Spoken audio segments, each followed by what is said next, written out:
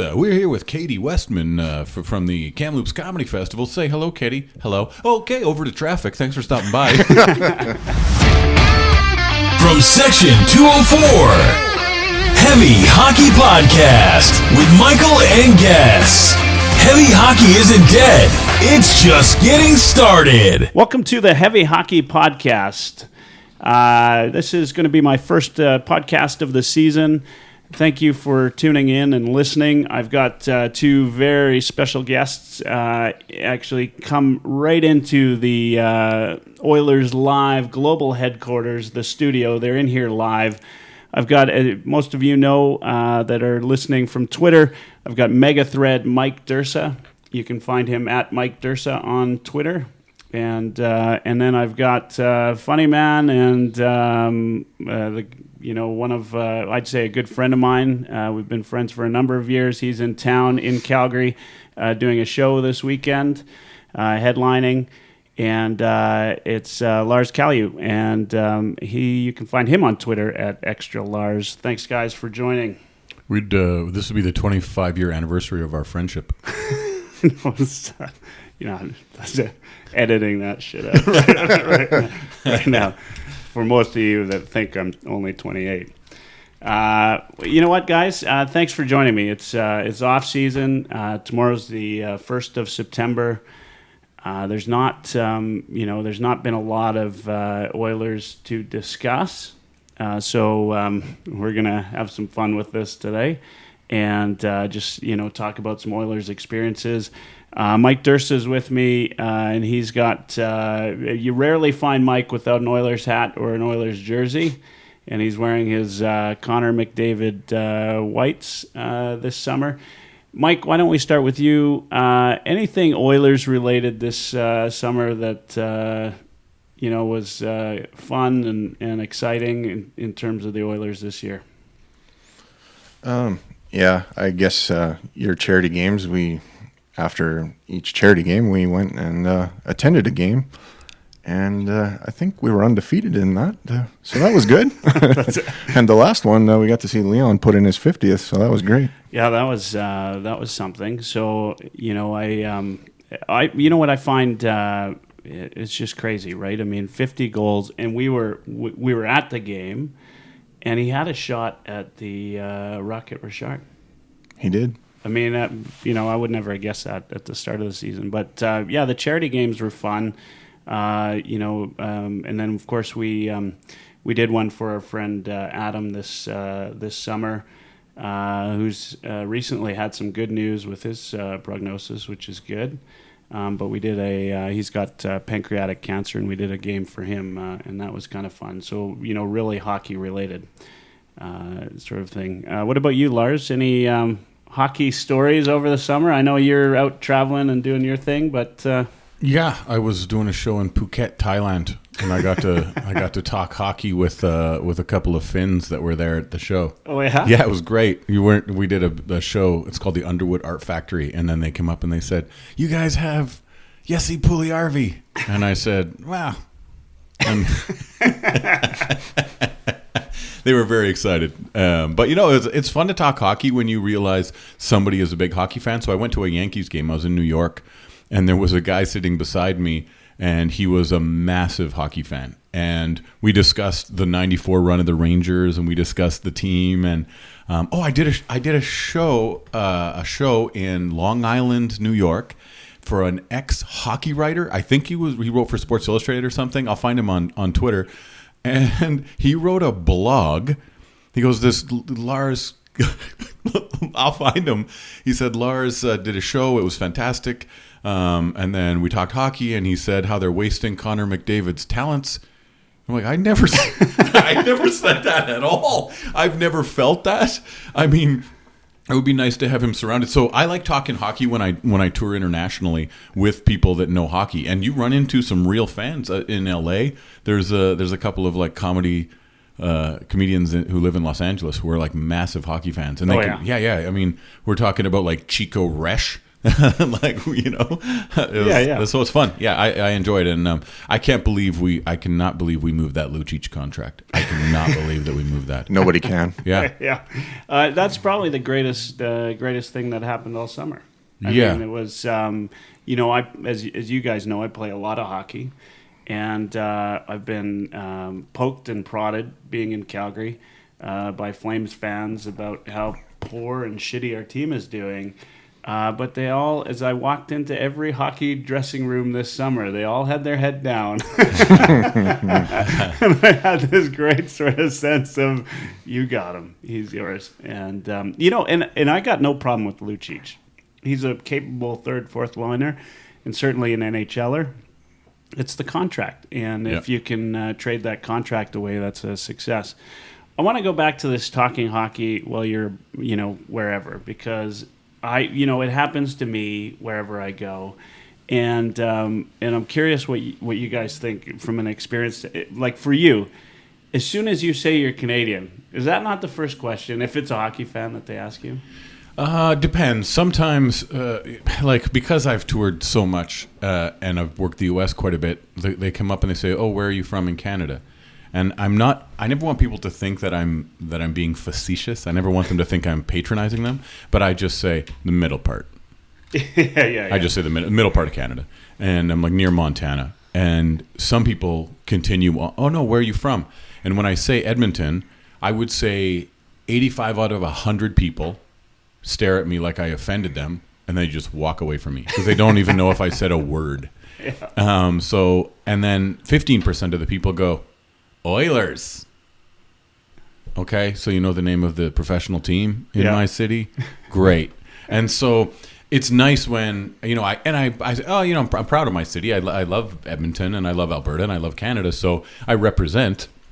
And when sometimes they go, oh, do you play hockey? And I'll go, yeah. But really, the 85% of the people, did you know, and I have to fact check this, but I believe this is accurate, the WNBA has higher ratings than the NHL in a lot of American states.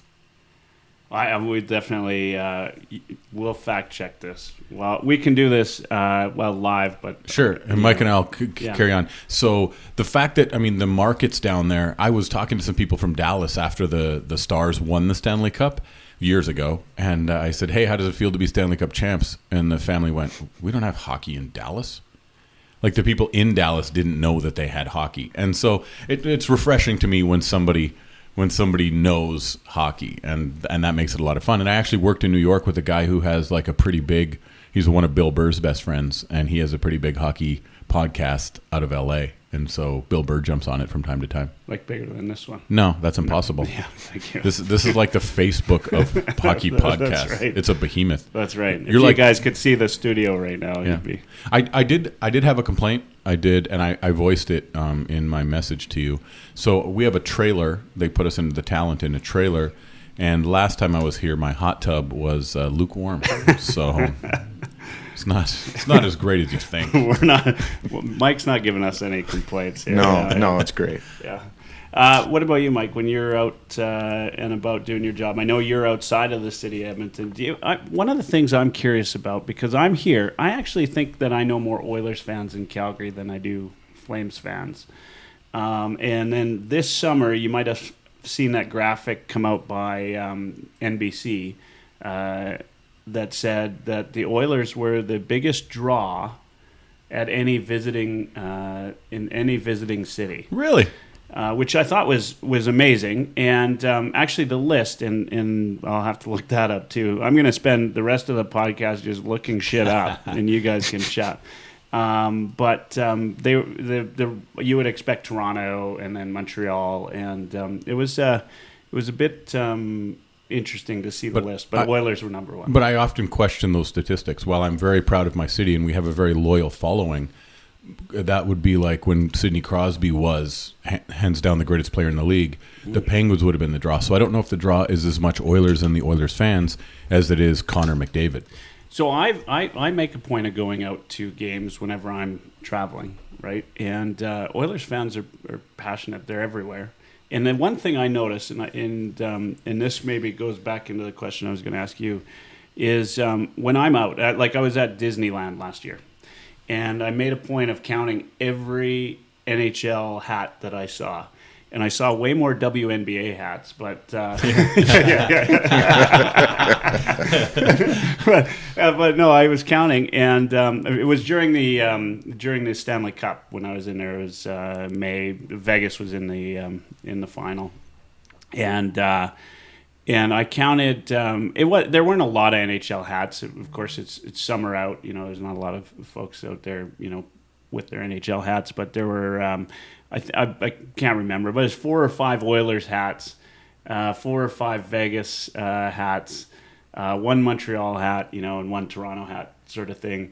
Not a single Flames hat, which doesn't surprise me. But I do that when I'm out and about. I see, I try to look and see, what teams that I see, and granted, I'm in Alberta, so it's going to be skewed a little bit, but even in Calgary, I see more Oilers hats than I do Flames hats. And you got to think that there's more Oilers fans out there because there's a lot that won't wear them in shame, right? Yeah, that's correct. Yeah. So probably the difference, if 10 guys will wear an Oilers hat, that means there's 15 Oilers fans, right? Well, and I think that's an extra. I was going to make a point about that almost exactly because Calgary hasn't won a playoff round in 20 plus years or whatever the number is. So it's possible that the shame that they feel of being Flames fans, which I don't blame you, I would be embarrassed to cheer for your team as well.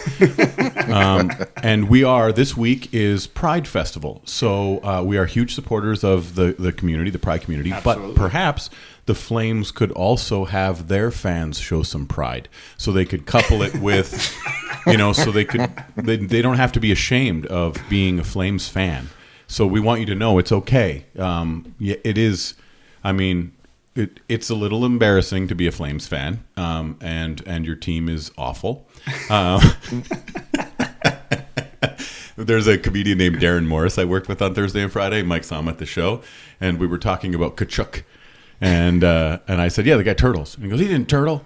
And I go, "Yeah." When Cassian grabbed him, he turtled, and so he goes, "No, he didn't. He didn't want to fight." And so I pulled up the video and I show Kachuk on the ground with his hands over his head, and I go, if I were to show somebody who didn't speak English what turtling was, this is the dictionary definition of turtling.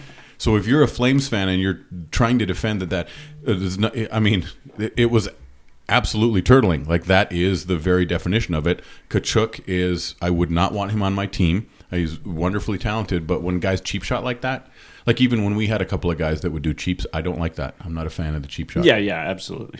So it's okay to be a Flames fan. Don't be embarrassed.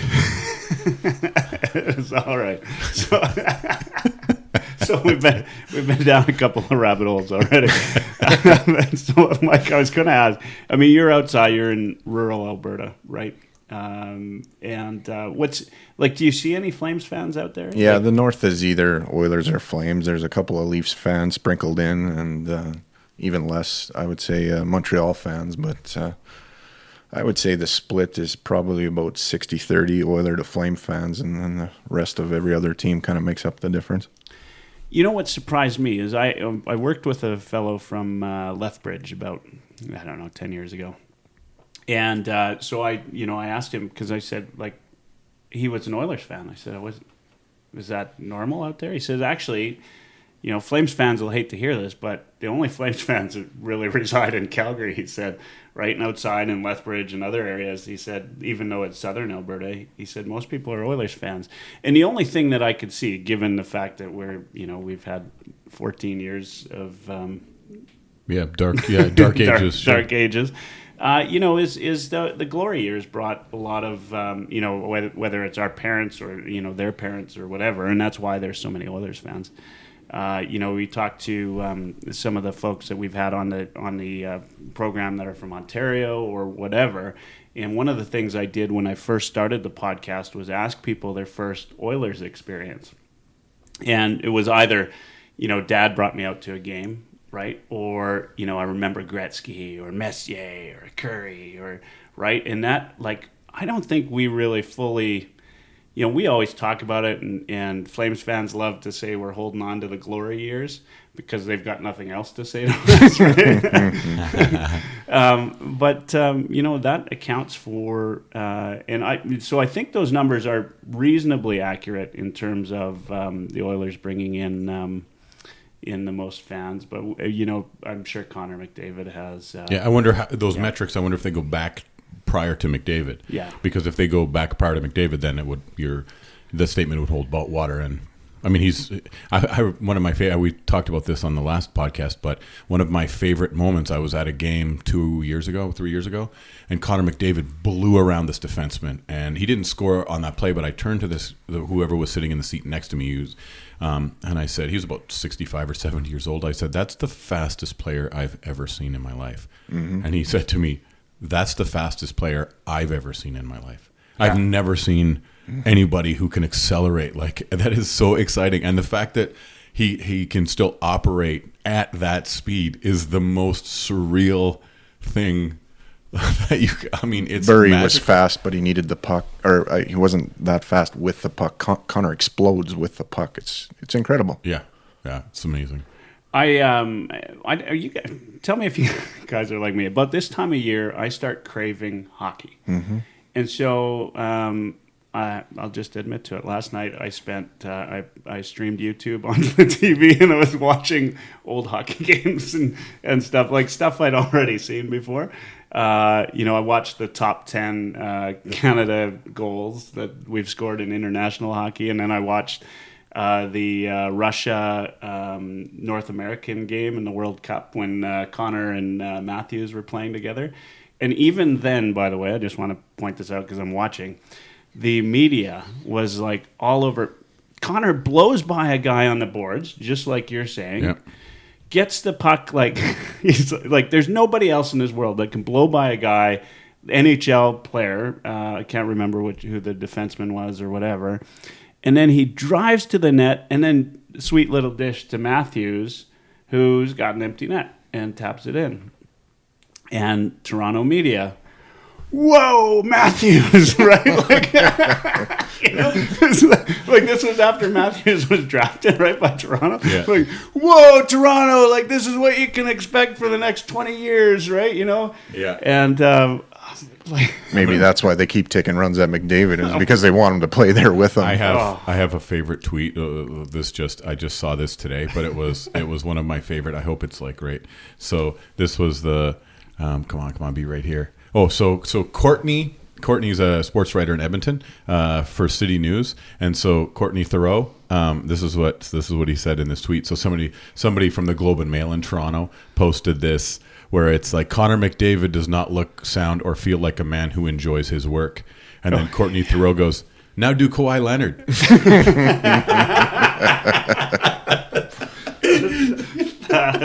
Oh God!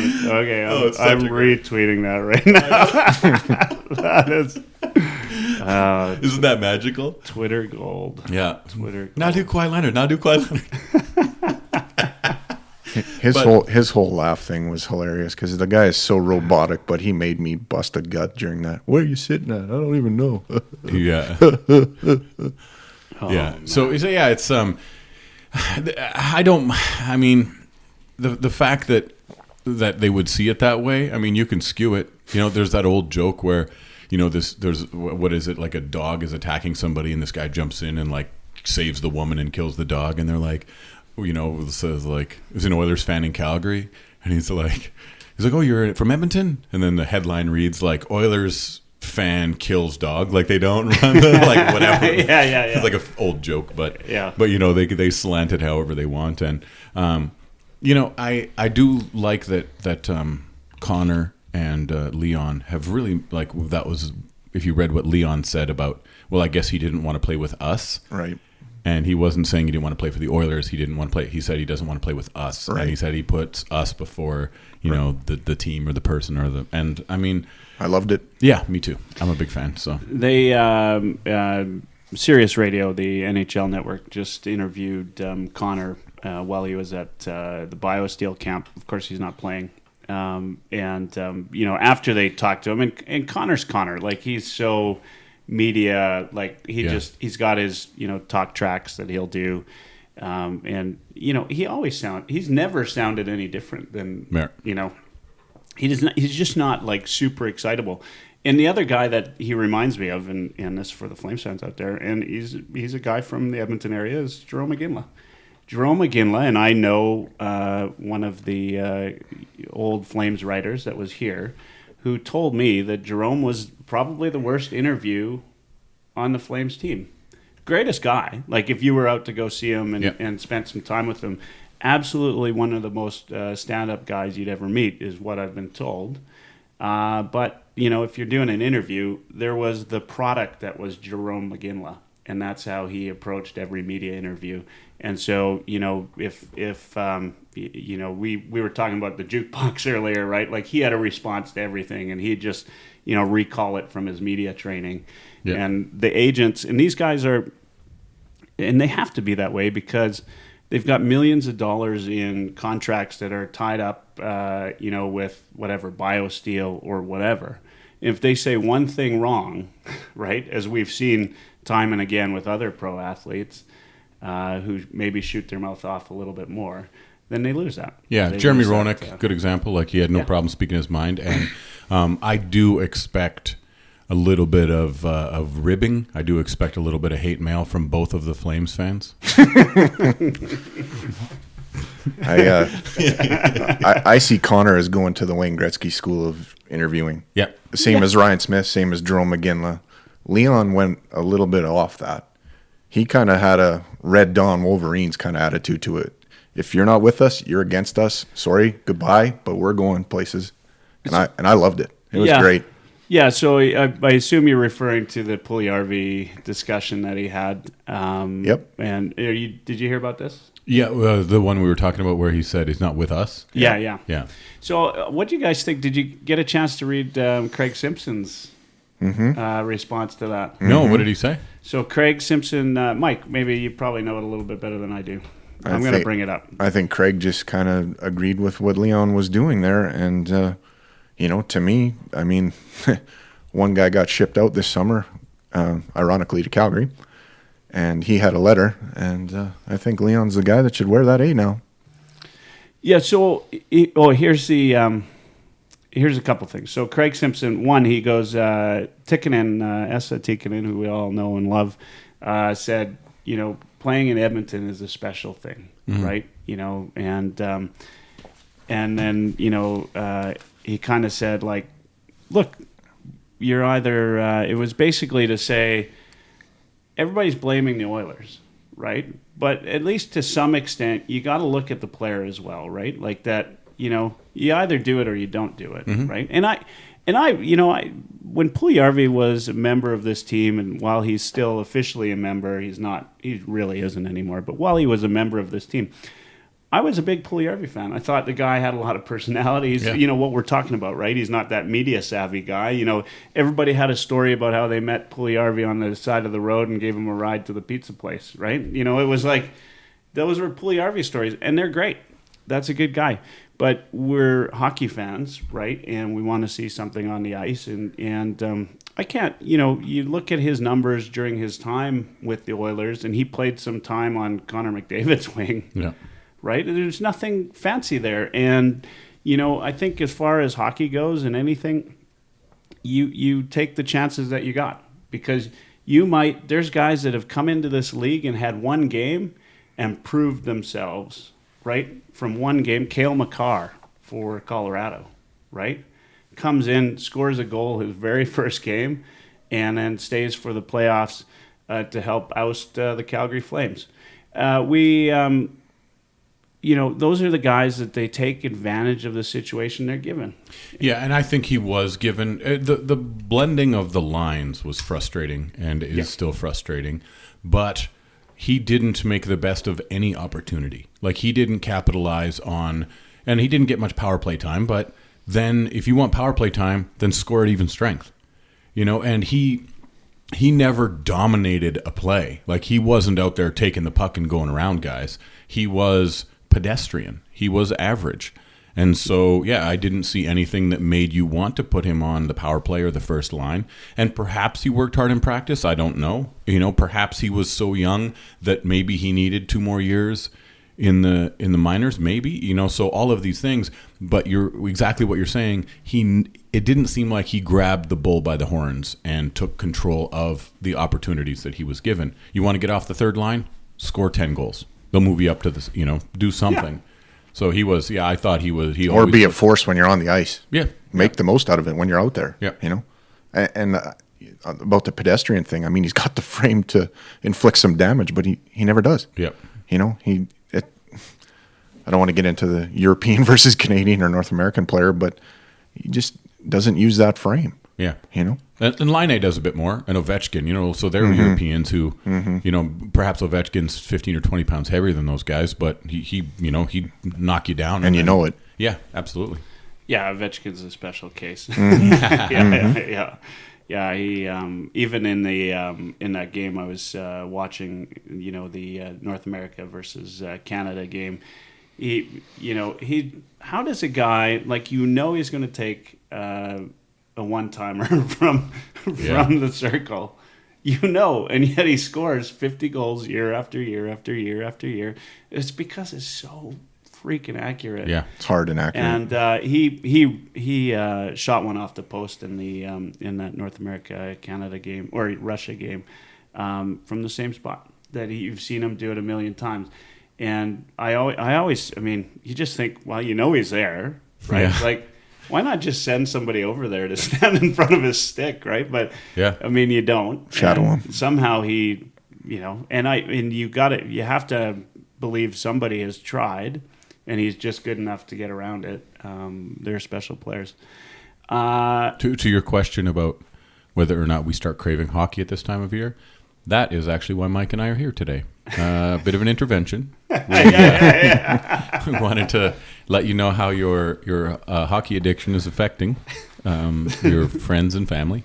You got your letter? I don't know if you have. Stand up, state your name. Yeah. I've done that a few times already today. I have to work my comedy schedule around Oilers games because if I'm doing a small town near Edmonton, I will go look at the Oilers schedule and I will not book a show. So I have a show coming up in Spruce Grove, and at the end of September, and I looked to see if there was a preseason game or a game, and I was like, oh yeah. Luckily, it didn't fall on one, but the same thing. I work around the Oilers schedule. So I love the team, but they draw, and if they ever make a run deep into the playoffs, they cancel all kinds of comedy shows, which is exciting. But we haven't had to worry about that too much in my 16-year career. Right. So Lars is rolling in cash. Yeah. He'd be poor otherwise. Okay, you know what? That kind of gives me an idea. What's the craziest thing you do, Mike, as a hockey fan? That people are going to say, whoa, that guy's a real hockey fan. Run a mega thread. Yeah. Well, that's definitely one. Is it the Twitter thing? Is it the constant tweeting about hockey, or what? I don't know. I think driving from Grand Prairie just to catch a game just because is a bit of a commitment, and some people might think it's crazy. I guess my parents live in Leduc, so I always got a place to stay that's close to Rogers, but yeah, that's probably it.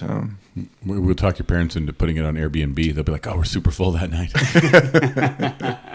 I've been fortunate that a lot of the places that the Oilers go, I can book a show. Yeah. So I work around their schedule. So I often book a week at a comedy club in Vegas when they play the Knights.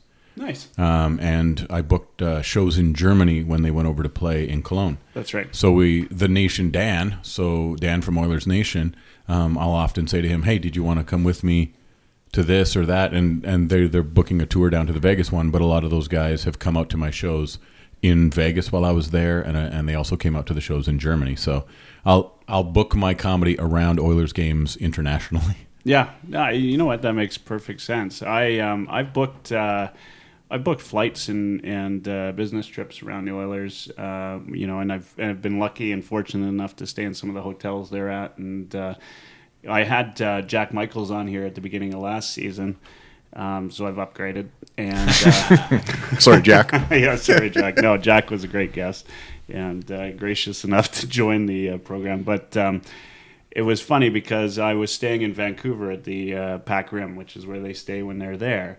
And I walk in just as the team is about to hop on the bus for the afternoon. and out come Jack and Matt. Bob. Not Bob. It was Sportsnet Slugger. Gene Principe? No. Oh, Remenda. Louis Louis. DeBrusque. Slugger gave that away. Yeah, Louis DeBrusque. So the two of them walk out, and I recognize Jack, and I recognize Louis DeBrusque, of course, too. But I yell, "Hey, Jack, it's Mike," because we did the he called me, and we did the interview then. And so he'd never seen me before. I'm like, "Hey, it's Mike, from Oilers Live. You're on the show." And he's like, "Hey, yeah." And Louis, is right there. They're side by side. And he shakes my hand as if, he's kind of trying to figure out who I am, right? Yeah. And so that was cool. I sat there and talked to them for a minute, and then they went off on their. They don't get to ride on the bus, of course. The players did. That same trip, actually. Before the game night, and I went to that game that night. All the Oilers, Connor, Puljujärvi, and everybody, they all walked by me. Actually, it was Puljujärvi had just got back to playing, right? Was when Hitchcock had got him back. Yamamoto was there, those guys. If I was a Toronto sports writer, McDavid walked to the bus by himself. So clearly there's some team tension there. Yeah. Yeah. This is you guys are hearing it here first. This is breaking news. Breaking. That's right. Last year in Vancouver, Connor McDavid had no friends. Dun dun dun. It was awful. Anyway, so I'm not the kind of guy to bug players as they walk by. Like, I wouldn't bug them if I was in Grand Prairie at a Boston Pizza or something. Denny's, but yeah. Or Denny's, yeah. Sorry, Steve Stais, Nathan Morrow. Yeah. But I knew Puljujärvi being the character that he was. I thought, for sure, here's a guy who's going to give me a high five or whatever. And he didn't. He totally gave me the I don't speak English look. And walked right by me, and I thought, that bastard, he's so friendly to everybody. So the truth comes out about him understanding more than you know is because of your interaction with him. Eh? That's right. Yeah. Anyway, He tweeted about that interaction. That's right. Yeah. I'm going to go play in a Scandinavian country because Oilers Live wanted a high five. That's right. I sort of feel sorry for him in a sense. Like, I just one point on him. He's over there yesterday. He gets a goal and assist, and everybody's like, "That's all." He's in for it. He's got to score 4 or 5 points a game almost for people that ease up on the kid. I hope he does well. I mean, he's got no future left with the Oilers, right? You can't come back from where he's at. And so, I don't wish the kid ill will. And for that, to that end, I hope that he lights it up in Finland. We get a big trade for him, and then he continues has a good career. Yeah, continues to do well wherever he's at. And if it's for the Flames, though, I hope he shits for that. Yeah. Well, what do they have left to trade for him? Yeah. We get Talbot. So there's another guy, right? Love Talbot. Guy is, always good with the fans. His wife was always good with the fans on Twitter and everywhere. In fact, they moved back to Edmonton, is my understanding. Mm-hmm. Would you rather have Talbot or would you rather have Smith? Mike, you start. Yeah, I like Cam Talbot as a person, but I don't know. I'm interested to see what Mike Smith can do. We finally got our puck-moving defenseman, so away we go. Yeah, I think Mike Smith, in the playoffs was a capable goalie. I don't think he's going to steal the job from Mikko, and as long as he sort of understands that in his head and just comes out and plays well every time he gets in the net, I want to see what he can do. I'm not mad that we got Mike Smith, though. Some people were bent out of shape over it. It's a backup goalie. What do you want? Fair enough. Yeah. Yeah, your thoughts on that? Well, I want a goalie that's not going to give up a goal on the first shot. That was such a frustrating year. What is it? I don't recall if it was 13 or 14. I think it was 14 of the 82 games we gave up a goal on the first shot. And so they shoot it. We're down a goal, and with 2 lines that can't score and a half a line on the second, So now we're just going to lose the game. And so I think Mike Smith is old and slow. He's a big goalie. He covers a lot of space. So, but he proved last year in Calgary that he's not. I mean, he's a competent backup. Like, you look at anybody's backup, Mike Smith is as good as any backup. Not a lot of teams have two good goalies. So I think it's a coin toss. I think it would come down to salary between Talbot and Smith.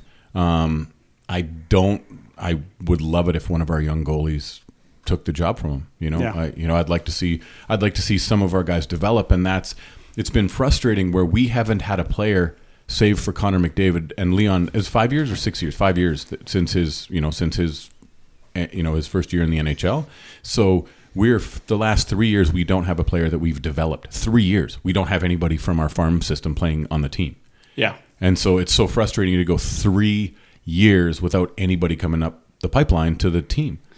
But something could be said though that maybe that's a good thing. Like, maybe we're finally at a point where we are not rushing guys to the team. Sure, but where were the guys from 5 years ago, 6 years ago, 7 years ago, 8 years ago? So if we weren't rushing people, where are the people from the ones who were not being rushed? Yeah, like Yamamoto, another year away, they say. Bouchard, another year or two away. So we've got nobody. We don't have a goalie. We don't have a defenseman. We don't have a scoring winger. We have nobody. Our team makes a run at our farm team makes a run at the championship. Their record was incredible. We don't have one player from that team who can make the jump to the NHL. We have one, I think. Yeah, and who do you think it is? Caleb Jones. Yeah. I think Caleb could have been a third pairing defenseman last year. Yeah. But you're right. I mean, for years we've had a farm with no livestock. With nothing. How have we not developed anybody in a half a decade? Like, we didn't trade away those picks. I mean, save for the 16 and 33 picks, but save for those, we've kept all of our picks. Like, Yakupov, Puljujarvi, Yamamoto, like, they're all... We couldn't draft outside of the first round. Yeah, nothing. We've had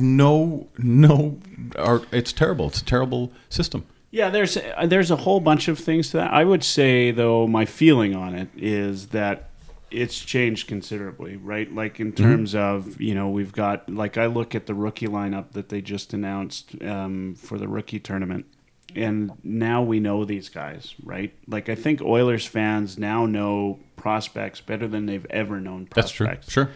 Right, and and part of the challenge is you're always going to, the stats on a second or third rounder or beyond making the NHL, it drops off considerably after the first round. So you're always going to have that, and so we always, 4 times we picked first overall. Yep. So those guys, like, getting them into the NHL, that's not rushing them. You didn't rush Yakupov. Right. He's first overall. He should be playing in the NHL. He just wasn't prepared to play the NHL game. Yeah. Right? So those guys, and Nuge, of course, is still playing. So we didn't see those guys develop, which you would on, like, a Bouchard's level, right? Like a guy that's picked a little bit further down the lineup, I think. The other thing that I think is that that Condors team and Bakersfield in general has a whole different philosophy now of how they're bringing players up. Having Woodcroft down there adds some stability. When it was McClellan, of course, there was some... I'm curious how he works with Tippett. I'm sure they'll work just fine together, but the McClellan, of course, and Woodcroft had a good relationship that I think helps with that sort of thing. But we've got, there's more than just, we could be surprised after camp who makes the team. Benson is one that some people have been talking about lately that we could see on a line. He's a guy with, a lot of skill and capability to make some plays. Cooper Marody, there's not many players that see the game like he does. I'm not quite sure that... I feel like he's the kind of guy, though, that he'll never play more than 5 to 10 games in a season because his skating is just not there. He sees the ice better than any player I've ever watched.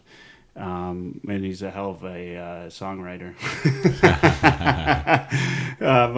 I think we finally got some players that'll come up but Jones for sure this year I could see. Of course, Bouchard didn't play that season in AHL until the playoffs, but he could be there. So, and my question about Bouchard, and this is, like, I've been a hockey fan my whole life. When Bouchard dominates at the level that he was at, like he's clearly not learning at that level anymore. I mean, you might learn a little bit, but he is, for the past 2 seasons, he has been the best, in his league.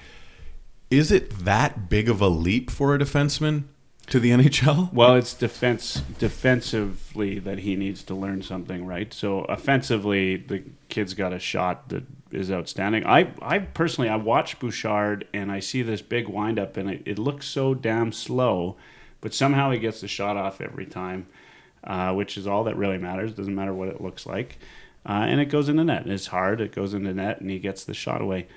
But defensively, he's got lots to learn. And it was even that way in the couple games that I watched him in Bakersfield. It was very much the same thing. Out of position. Yeah, and he just, if you're playing WHL players versus NHL players, it's a whole different league, right? And, those guys, there's 90% of them that'll never see the NHL, right? And so they're a little bit easier to keep to the outside than, what happens when Crosby's out there against you, as we saw with Strome, right, in that overtime, right? Like, Strome's a good player, and even defensively, Strome is a good forward. Like, he's like and Crosby, does the inside out. I watched, watching the hockey last night from the old YouTube games, right, and seeing NHLers go against, like, we've seen Connor McDavid make top defensemen look Doughty look like he's a WHL player. Yeah. And so Bouchard needs to be that step better because the level of competition is 4 or 5 steps better. I just don't think he's there. He might need some time again in the AHL this year, which is likely, and I think a lot of people think that.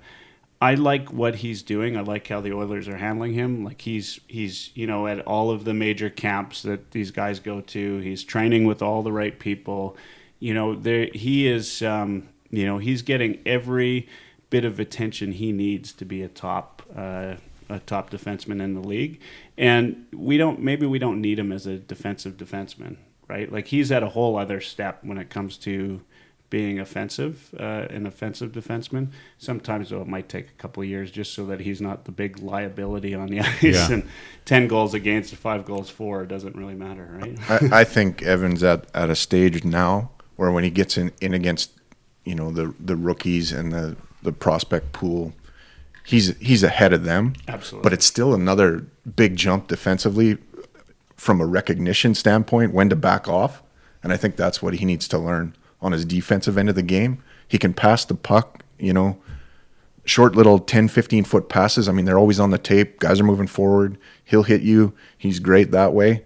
You mentioned his big boomer of a slap shot. The guy has a snapshot that he needs no windup, and it's a rocket. Like, he's got a next-level shot. But for me, watching him, like I watched him last year he played with Yamamoto in kind of their rookie, I think it was mostly a 3-on-3 kind of scenario. I mean, he dominates at that level, but once you sprinkle in guys like Sidney Crosby, Evgeny Malkin, they're bigger, they're stronger, they're faster, and it's another step up. Yeah. Mm-hmm. And I think he needs probably at least half a season down, in California to get at the level where he needs to be at to, like you say, not be a liability defensively, so that offensive prowess that he already has, you gain from it. I mean, if you're always taking a puck out of the back of your net instead of one in their net, you're not really getting anywhere. You're just treading water. Yeah, absolutely. One of my favorite Oilers accounts, if you guys don't follow I Suck at Picking. Oh, yeah. So I Suck at Picking is one of my favorite accounts, hands down. He had one last year. This is unrelated to what we were talking about, but there was a picture of Connor McDavid on the ice alone working. Like there was no, he's like, Connor McDavid is out there long after everybody's gone. And then he photoshopped in, his photoshops are like incredible. So he photoshopped in a picture of Russell laying on the ice in front of Connor. And he's like, and Russell's out there working too. Hardest working guys on the team. Yeah. Oh, yeah. Yeah, Russell to me will continuously be, when I look at him play, and he puts his, like, his heart, he wears his heart on his sleeve. Yeah. But he is kind of like, he's like a statistician's worst nightmare. Yeah, right. He's terrible. I do not like him. Yeah, and so I'm every year I'm a little bit confused, right? Like, I watch him play, seems to do some things well, always gets in front of the puck.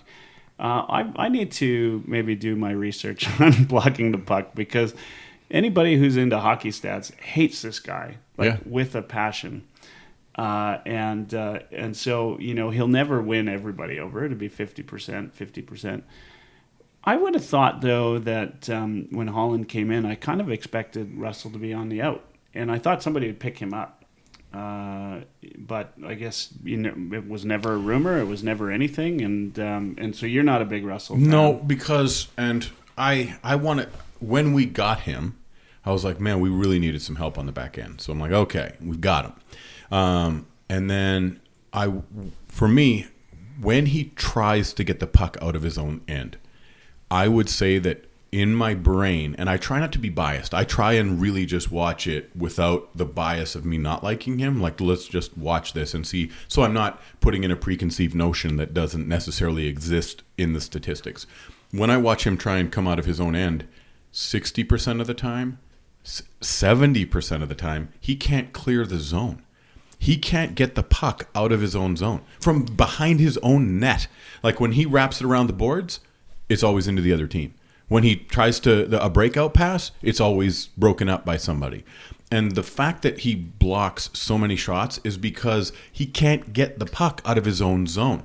Yeah. I am so frustrated. I have, and perhaps I care too much, but when he can't clear the puck out of his own zone, I'll leave the room. I'll get up and leave. I'm like, I can't watch this guy because it frustrates me so much. If you had one fault, Lars, it's that you care too much. Oh, I learned I can't watch the World Juniors with other people. I was watching the World Juniors, and I was dating a girl from Calgary, and her parents were like, "What's wrong with this guy?" And I'm like, I can't. The World Juniors is my favorite hockey, and we were against the Americans, and we were putting up 100 shots. We couldn't get, and I was like really frustrated. And I'm like, I'm just going to watch this alone from now on. Like, I can't. I have a love-hate relationship with Chris Russell because I love the way that he will sacrifice any single part of his body to jump in front of a puck. Yeah. I respect that, and I love that. And there's like a little bit of Ryan Smith I see sort of in that, give anything for the team. I hate the fact that it always seems like, under a little bit of duress, there is huge panic there. Yes. And he... the go-to move for him is the high rim off the glass, and it usually never gets out. Yeah. So, you got guys on the back end and even forwards that are 6'3", 6'4". They just plant their body up against the boards. It hits them, it falls, and it doesn't get out of your end. When Chris Russell decides to skate the puck out, usually you get it out, but he doesn't do that often. Yeah. That's exactly what I see. And I find it so frustrating. And then $4 million, I'm like, oh my goodness. Tell me that Jones wouldn't be less of a liability. Tell me that he wouldn't be. Yeah. So I'm like, bring these guys. He frustrates me. And I did want him to do well for us because we were so thin back there with injury and with I'm like, oh, right on. This will be good. Nope. And I can honestly say I gave him a fair shake, and I do not like him. And if it's 50-50, I would be amazed if it was 50-50. How about this? We'll put the poll out to the Flames fans.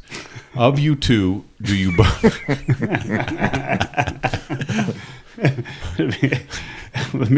Maybe we'll see a Chris Russell trade for Brody or something. Yeah. I think I'm still in shock about the Lucic trade. So if you can move Lucic, I think Russell should be a walk in the park, shouldn't he? Yeah. All right. So first off, let's go back to WNBA versus NHL Okay, ratings. yeah, sure. It took me this long to find something, but I did find a article that it's just one article. You can find it at scoresandstats.com. It was under breaking news, NHL breaking news. This goes back to 2017. The NHL ratings on opening night worse than WNBA finals. Yeah. Okay. So, opening night, I guess it should be bigger, but that's what the finals versus opening night, but still, right? If people wonder why hockey isn't huge in Florida, Southern California, Phoenix, we are outdrawn at least for their final by the WNBA. Yeah. And if you go to ESPN, if you're in the US and you go to ESPN, like on TSN, hockey's right at the top when you select sport. And if you go to ESPN, it's like golf, boxing, WNBA, cricket, lacrosse, the NHL. Cricket. Yeah. I don't believe that. Go to ESPN.com. We're going to ESPN. Are we fully trusting ESPN with any hockey information here? But we're fact-checking cricket over. Well, globally, cricket would definitely be bigger. So if I look at the ESPN website. Yep, and then go to sports. And go on the top. And you click on sports. Yeah. Well, first off, on the top, the bar, it's got NFL, NBA, Major League Ball, NCAAF, which is football, soccer, MMA, and then I got the little, what do you call that, 3? Yeah, so I think that there's actually like sorry I'm off mic, but so there you go. Chalk beats hockey. What the hell is chalk? Look how kids playing jump rope. Let me read this. Horse racing, NBA G League. This is ahead of NHL. This is not. We're not making this up. You can fact check this. NBA G League. NCAA. No, look. NCAA softball. This is racing, alphabetical. Okay, rugby. Fairness. Okay, it's alphabetical. But isn't there a way to select sports? It's alphabetical, and they've got CFL on here.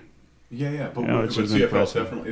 There has to be a sports one though, isn't there? ESPN is all sports. No, but I meant like if you. Right here.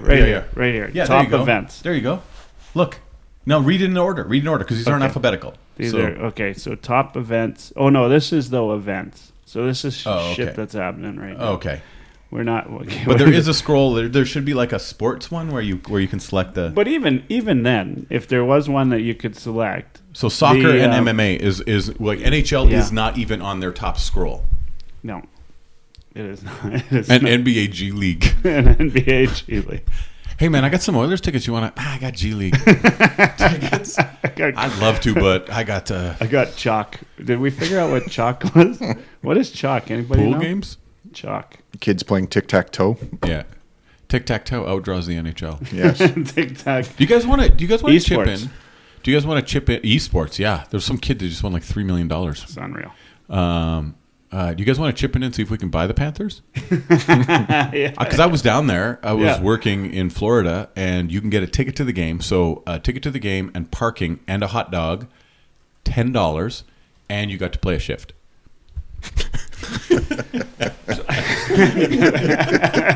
Wait a second. Oh, man. And depending on how that shift went. Yeah. I went to Buffalo, right, to watch the game. Yeah, bragger. Yeah. That's right. Met some of the guys, the Twitter guys. Went to Buffalo, watched the game, bought the tickets the night before. Was trying to get off of whatever site, like Seat Giant or whatever. And I got the tickets for, I think it ended up being Canadian, $65. Yeah. And it was like right above the players' benches, about 10 rows up. So you weren't like you didn't have an obstructed view, right? Like 10 rows. So I think it was like 15 to 20 rows total up, right on the red line. Absolutely perfect. Great seats. And I was like, I went on my own, right? Drove from Mississauga, hour and a half, 2 hours.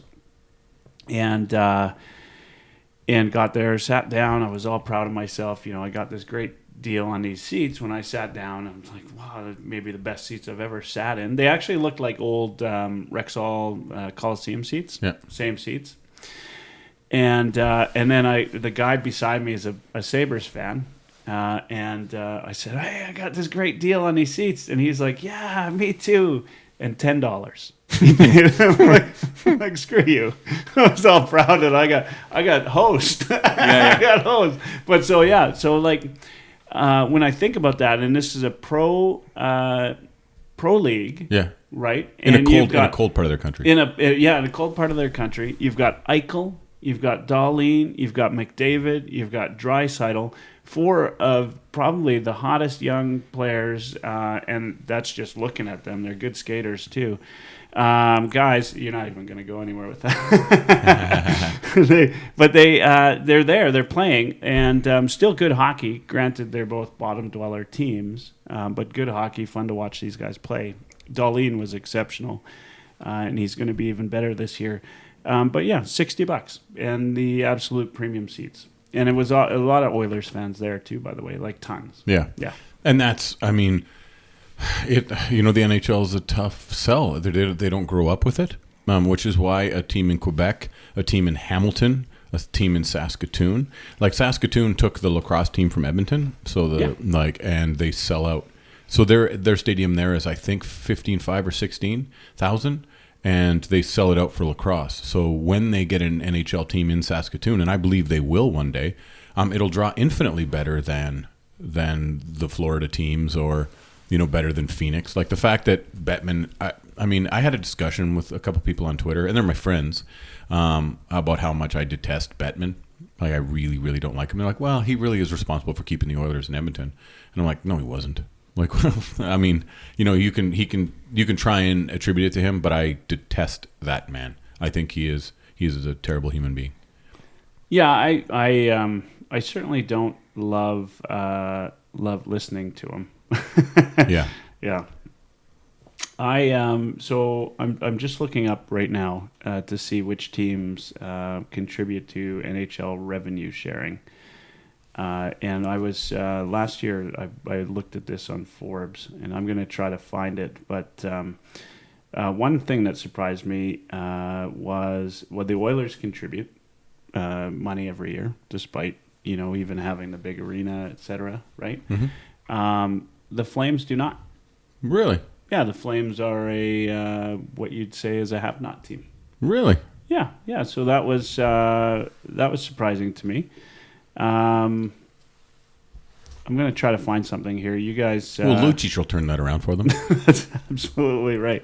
They must have negotiated some rights with the Second Cup coffee franchise to get their arena built finally. I heard for the longest time it wouldn't happen because Second Cup wouldn't put a franchise in their building. So. That's right.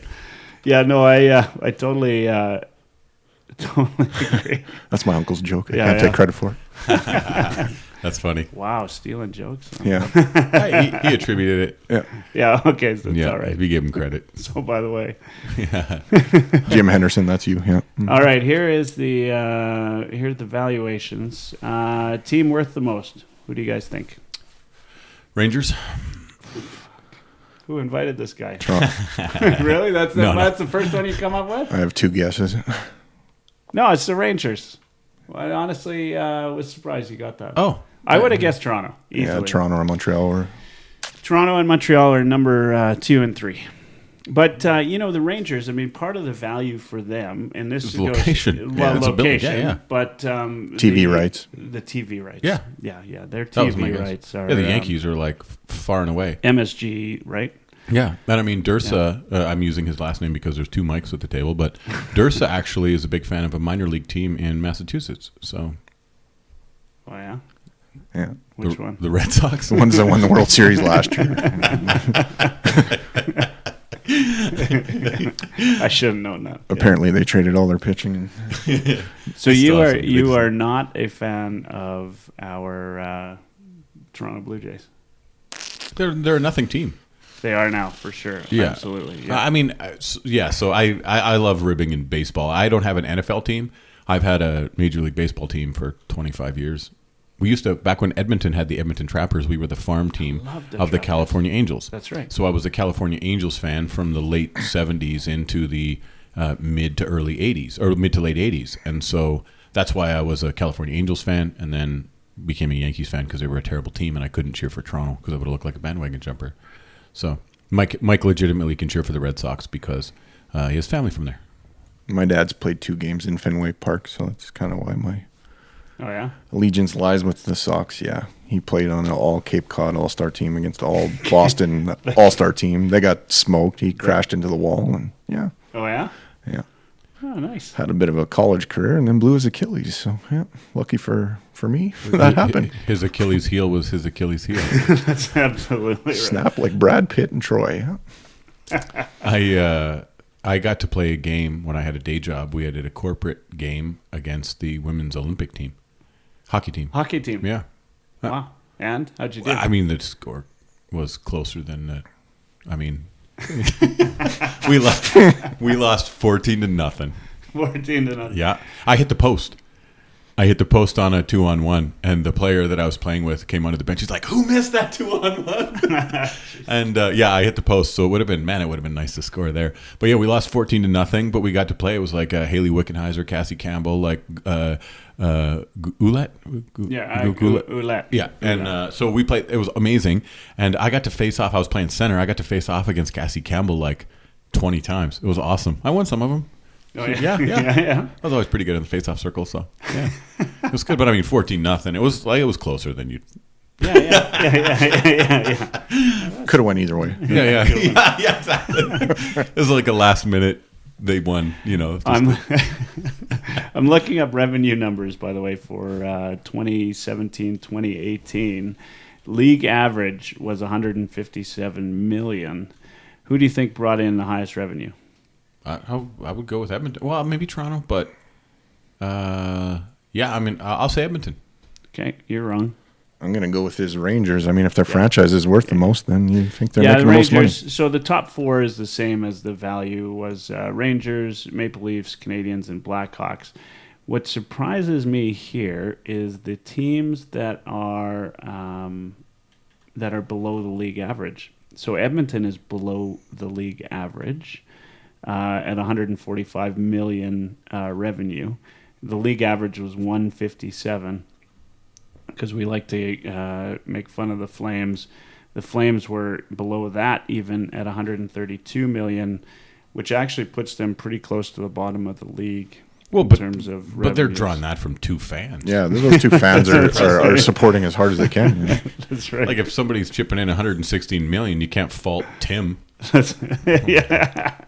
Come on, Tim, pick it up a little. Pick it up, man. Pick it up. He's like his other friend George probably is like, he's like, hey, you still owe me $40 for the nachos. Of course, they're getting a new arena here.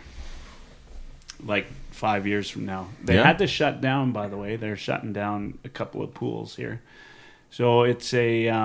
I try to remember, and maybe we'll. I'd like to keep the podcast not too long. Otherwise, I think people have probably already tuned out by now. Well, with the hilarity, I imagine they're craving more. But you always leave them wanting more. That's right. Leave them wanting more. What do you guys like? What do you remember about the Oilers and the arena? I'm living. Of course, I'm living in Calgary, so I'm front and center of this arena debate.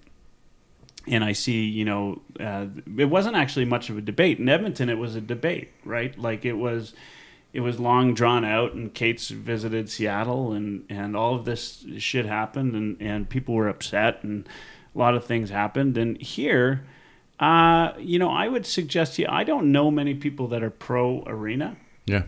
And there's a variety of different reasons, but they're not pro arena. And then finally, they come around to this arena agreement, and they're giving $250 or $300 million to build this arena. In the same week, they announced $60 million in cuts because they can't make the budget, of which some of those cuts impact some of the pools, the local public pools. The one that's a couple blocks from my place is being shut down. Do you remember that? Like, were you pro Oilers Arena or against? Well, I think it's a business. So if a business owner, let's say you owned a car dealership, and you say, I can't run this car dealership unless you build me a building for my car dealership. You go, okay, well then you don't get a car dealership. It's that simple. It's a business. And so they've done a bunch of studies. So people say, well, it brings in a bunch of business. But locals no longer frequent that area where the stadium is because traffic in and out is terrible. Right. So the bars that surround an arena lose revenue. They don't make more money because there's a game. They make less. And so, and it was an article you could probably find where they make less money. So I don't think necessarily that taxpayer money should go to that. And if it does, then that should be recouped through sales. So something like the Edmonton Arena, I was not a huge fan of it. Do we need a new arena? Certainly. But if you're a billionaire and you're going to be the one getting the revenue from the beer sales, from the from the food, from the ticket sales, from the merch sales, well then you pay for the arena. I wouldn't pay for a car dealership to have a new building. I wouldn't pay for an NHL franchise to have a new building. Now, the only area I guess that argument doesn't make sense is the arena can be used for any number of different community initiatives, not just hockey. Right. Right. And so there's some community need for an arena if you want concerts and that. Sure. And Calgary folks have been complaining for years that all the good concerts go to Edmonton. That was always the case though, because the acoustics and everything at the Dome were awful. Plus, Edmonton is more central in Alberta to the population. So if a concert came through Alberta, it would just go. It would drop from Grand Prairie. Yeah, it would drop from everywhere. But interesting. I mean, that's one of the arguments, right? That you could say. Can they make their money back? So if you're going to put in $250 or $300 million, even if that stadium lasts for 25 years, over that 25 years, am I going to get that money back because of a fee that's tacked onto the tickets? If as a taxpayer, we're like, yeah, we're going to get that money back, no problem. If you're like, we're putting out an extra $75 million that we will never see again, I would rather have a community pool. Yeah. Your thoughts, Mike? I don't live in Edmonton, so I don't have to pay the taxes for the new arena. I kind of Rogers, I think's added sort of a glitz and glamour to downtown. You've got the the new buildings around it. It's changed. It's given it a facelift. It's really changed down there. Sort of in the Grant McEwen area, it used to be a little bit sketchy, and I think it's kind of cleaned up a little bit since the arena's come in. You only see it during game days. Right. So it does, logically it would make sense that it was cleaned up. Has it made our downtown a little bit rejuvenated? Yes, but most people don't go down before the game. Like people aren't eating meals down there before the game because the game starts at 7 o'clock, 7:05. So people aren't down at 5:30 having a meal. Some are. There definitely some are. And the restaurants are often a little busier during that time. And then after the game, no one is going to a pub after a game for a drink. They're going home because they've been down there till 9:30 or 10, often on a weeknight. Right. So they come down, they go to the game, they go home. The other times when that arena is not being used, there's no one. It looks exactly the same as it did. And so, I mean, the cost of parking in downtown Edmonton has increased on that side exponentially. Like it is way more, and especially during events, which you can expect, but parking is more expensive, so people avoid the area. It's like West Edmonton Mall. Do you go to West Edmonton Mall if you live in Edmonton? No, we don't. That's where tourists go.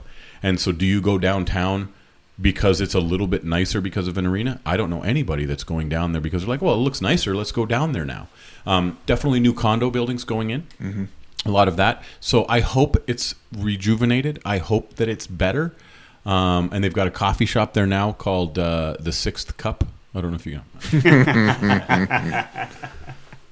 Yeah, I mean, my routine usually is I come to the city, and I'll stay at mom and dad's in Leduc, so there's no hotel fee. But I'll come in. I'll eat usually at the Harvey's by Grant McEwen there, because I'm not going to pay $16 or whatever it is for a Bobby Nick's burger. I refuse to, and I'll have a beer or two at the game. I'm not, spit hanging drunk. I want to enjoy it because it's, it's a hefty ticket price. And you're right. I mean, pretty much when it's done, Yeah. I'm back to mom and dad's and home the next day kind of thing. And I think that's representative of an average fan. I won't speak for everybody, but how many times have you gone to a pub in the downtown area after a game? Yeah. No, I think we did the before the game at the last charity event kind of thing. But yeah, you did it before. And to your point, right? Like, if the game's on and you're going to watch the game, you're certainly not going downtown. Right? Because why would you? Why would you go to where the crowd is and it's going to take you forever to get out when the game's over, unless if you're planning on being there all night, which you never do, right? Like, and I love going to a pub to watch a game, right? Yeah. Everybody does, but you certainly aren't going to make the trip out there. So as soon as the game comes, it's like a vacuum, right? Yes. Like everything just sucks into Rogers, and then sucks back out, but they all go home, right? Because they don't, some people stay at the casino, but I think it's a rarity that anybody sticks around. You've just spent, 3 hours there, and maybe you spent an hour before the game there, but you're not going to stick around. So 9 o'clock is a bit of a, it becomes a ghost town in the area. I'm curious how it changes when, all the condos come up and that. One of the things though that I think builds into this argument is, and think about a city like Edmonton, right? And Edmonton is always hurting because of location. Like, I love the city. It's, it's my home. There's so many things that make Edmonton great in my mind. And I get angry when people put it down because I love the city. I would move back actually in a heartbeat. But I'm here, for different work reasons, right? But as far as where the city is located, that's kind of the hard part. Yeah. And that's why in my mind, that's why the festivals are so great, because we got no place else to go when you live in Edmonton, right? Like, so in Calgary, you go to Kananaskis or you go to Banff as a quick trip, right? You go someplace. In Toronto, you go to cottage country in the summer, right? Like, the weekends are just dead in Toronto, right? But in Edmonton, where are you going to go? I mean, you go to Wabamun, I guess. Yeah. So you don't. So you stay in the city. So it's important to have stuff that happens. And for that reason, I've always loved Edmonton. But if you take the Oilers out of Edmonton, does that change? And this is why, the owners will always say, right, like, we're going to move the franchise. Don't give us a new rink or arena, then we're moving the franchise. For about a year, there were all these rumors from people that I knew that knew people like in the ownership group, the Flames ownership group, that were confident the team was moving to Houston, right? Yeah. And I'm sure Eric Francis probably wrote an article about it. Is a city like Calgary or a city like Edmonton, are they adversely affected by not having an NHL team? I mean, when it comes to Oiler hockey and where I live, I know people in Grand Prairie and Beaver Lodge a little further down the road that are season ticket holders for the Oilers. They'll make that trek and they'll come in for the team. That's a pretty big commitment.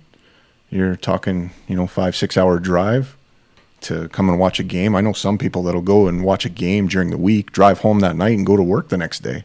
But they're coming in to spend tickets, Oilers tickets. They use the roads, so you could complain. You could actually say maybe it's worse for the city, right? Like, they're just giving money to the Oilers, and all that traffic's coming in, creating wear and tear on the infrastructure. But they're not even staying. They're not using the hotels. They're not doing all of those things. Right? So the question, if the question is, does it adversely affect the city? I think our identity, especially coming into the NHL. And then winning some Stanley Cups, having a Wayne Gretzky, it is our identity. We had for over 25 years the second largest fringe festival in the world. We're number 3 now, but we're still the largest fringe festival in North America. If you asked people from Edmonton where would you place us on the global scale of fringe festivals, they'll be like, I don't know, 50, 100. I knew where we were. Yeah. Adelaide, Australia overtook us at number 2, and of course Edinburgh, Scotland is number 1. But we don't identify with the fringe. We have a massive folk festival. We don't identify with the folk festival. They're very niche, and it's it's possible that the Oilers are also niche. There's probably 50% or more that aren't sports fans in Edmonton. But it is our identity. Would it have negatively affected Edmonton to not have the Oilers to identify with? I say yes. If you gave me the choice between paying teachers more or paying nurses more, as opposed to keeping the NHL team, I would have paid the teachers and the nurses. Yeah. Well, and that's what they've basically chosen here in Calgary, right? If not having an arena meant that the Flames were going someplace else, they chose the arena over the Flames leaving, right? Okay, you guys are 1-1. You got Rangers on one question. You got Rangers on the other. Rangers. And so this is the tiebreaker. Name a North American city that gets a lot of tourism that doesn't have a major professional franchise. One of the four major. Well, does Boston have an NHL? They don't have a ball team, but yeah. So a major city in North America. Jump ball, yeah. In North America. Yeah. That does not have a professional sports team. Yeah, that you would probably go to visit. Oh, well, Seattle has an NFL team and a baseball team. Portland. NBA. Yeah. You guys. Calgary? Tiebreaker, yeah. Anyone you can think of? I mean, Quebec City is probably the one now in Canada. Yeah, Quebec sure. City in Canada, yeah. Okay. Think of a U.S. one. DC's got a team, couple. Going down the coast. Yeah, I know Houston's got a football team. Dallas. Think about Texas. So San Antonio. They got a Fort Worth area, yeah. Man, Texas. Who is Texas? Austin? Austin. Yeah, but Austin's population. You know what Austin's population is? No, I don't. Like 300, 400,000, I'm going to say. So Austin is thought of, though, when you think of, and people make the argument quite often, they think about Austin, and that's an example of a city that has done really well for itself without having a professional. Okay, I see what you're saying now. Yeah, I see your point. That's an excellent point. Yeah. Population of Austin? Yeah, population of Austin. We're going to get there. So that's a great point. Austin has incredible. You're way off. Oh, You're way was off. I? So he's got negative now. Okay. Our winner, Mike, just By default, yeah. 950,000. Sure. So a city of 950,000. Yeah. If Winnipeg at 875,000 and a small arena, if Edmonton at 1.2 million has a below the league average, Austin as a NHL franchise or as a What's NBA. the population of Fort Worth It's now? funny, when I look up Austin sports teams, that's in my Google search, about 3 or 4 down, the thing is, it says, where to go? Of course, now I can't. Oh, yeah, Austin, Texas is the largest U.S. city without a pro sports team. What's Fort Worth? I don't know. It's smaller than Austin, obviously. and they have the Professional Bull Riders Association there, so I'm just making that. That's right. They got the PBR. Yeah, it's a big deal. Still ahead of hockey, probably. Yeah. But anyway, I mean, that's the interesting thing to me is Austin's a place I would visit in a second. Oh, it's great. It's culturally, it's great culture, lots of fun.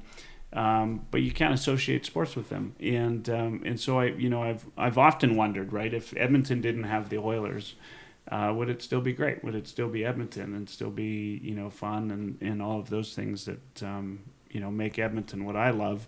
And sometimes that people will argue that. I personally love Edmonton. Yeah. Like there are so many. If anybody ever wants a tour, like I could show you so many things that are behind the scenes and make Edmonton a great city. But if we took the Oilers out, and we love the Oilers, obviously the three of us sitting here, and anybody that's probably listening is likely an Oilers fan. And if you're not, and you've listened the whole way through, what are you still doing here? Message me and I'll give you free comedy tickets. You deserve something. That's right. Bueller. So anyway, yeah. So Austin is, but it brings the, and we'll leave it at that. Brings up the question: is Edmonton still Edmonton without the Oilers? Is Calgary still Calgary without the Flames? Does it still have the same, level of love and affection that it gets from people outside? I've always looked at Calgary as kind of, growing up, the only reason I ever came to Calgary was to get the Banff, right? Yeah. And there's the only reason anybody ever goes to Edmonton from here is to go to West Edmonton Mall, right? Or to go to a hockey game. So they're two cities without anything particularly, about them that you want to go. If maybe you go for the Fringe, right? Or Sure. maybe you go for Folk Fest. And there's a lot of great festivals in Edmonton. They're starting to come that way in Calgary. But anyway, that's the thought I'm going to leave you with today. I want to thank you guys. This was a lot of fun, as usual, which I expected. This is the start of the season. Hopefully I can get you guys on again. This is your second time on. Yep. This is Mike Dirsa's 90th episode on Oilers Live, Heavy Hockey. It's going to be an exciting year. Quickly, I guess we should do one prediction each. Your what do they call bodacious hairy or audacious hairy goal? Sure. Is that what it is? Yeah. What's a BHAG? Is the big hairy audacious goal for the Oilers this year? What do you think is the big prediction for this year? Okay. I do have to get running because the WNBA finals are starting. That's right. And I did not set the PVR. Man,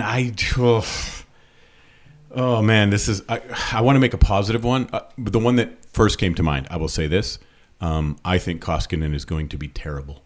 I think Koskinen is going to have a below 900 save percentage. I think he's not a good goalie, and I do not like that contract that we ended up with. So that's but I want to have a positive one.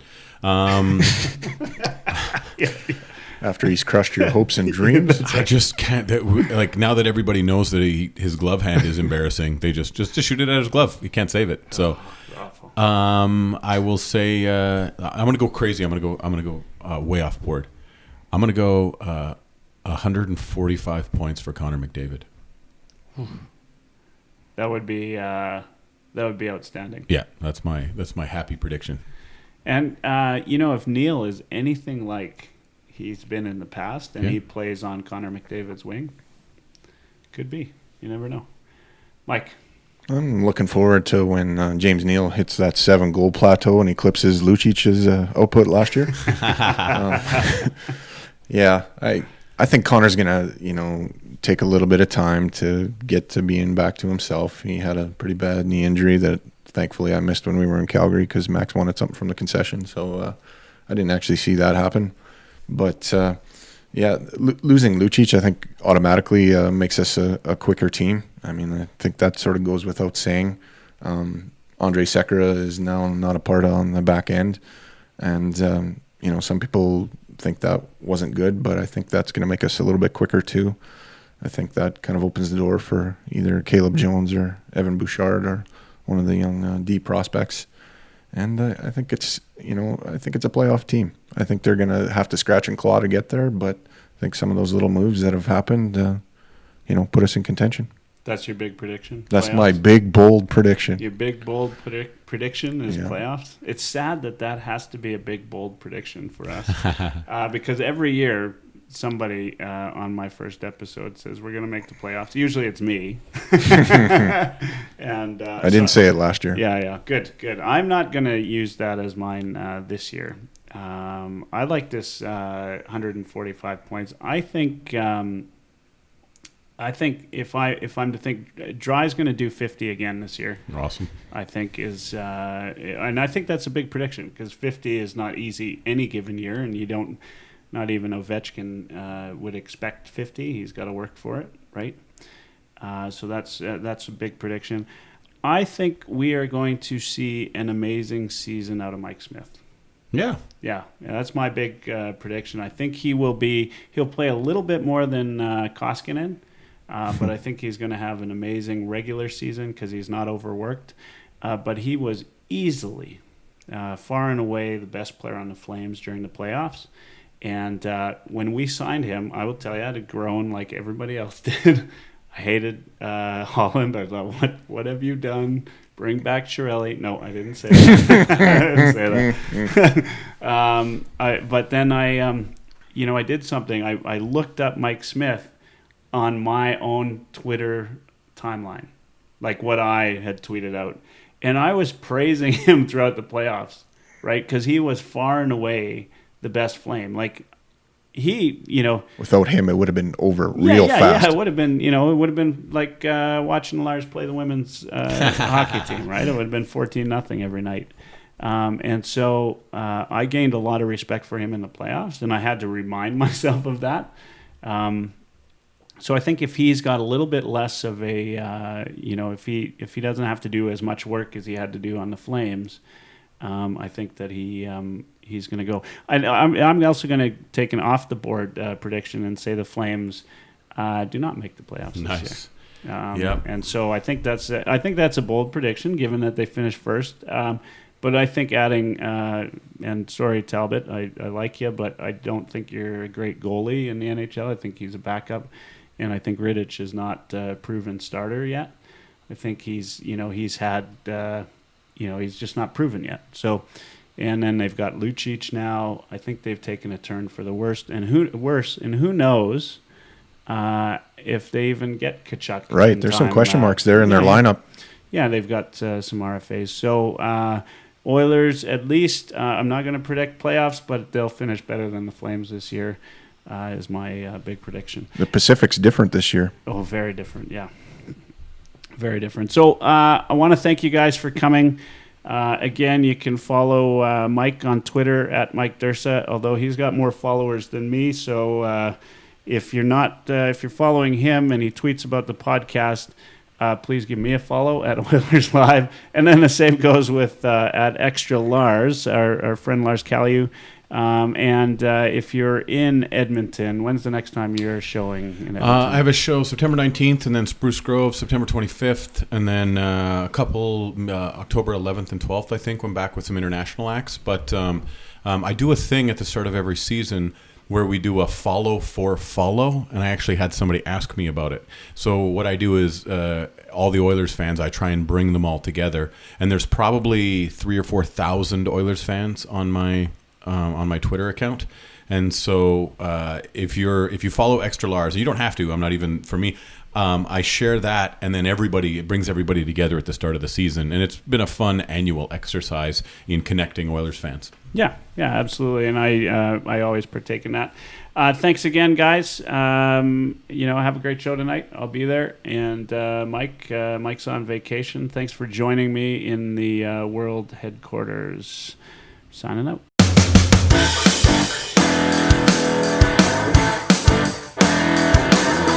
Oilerslive.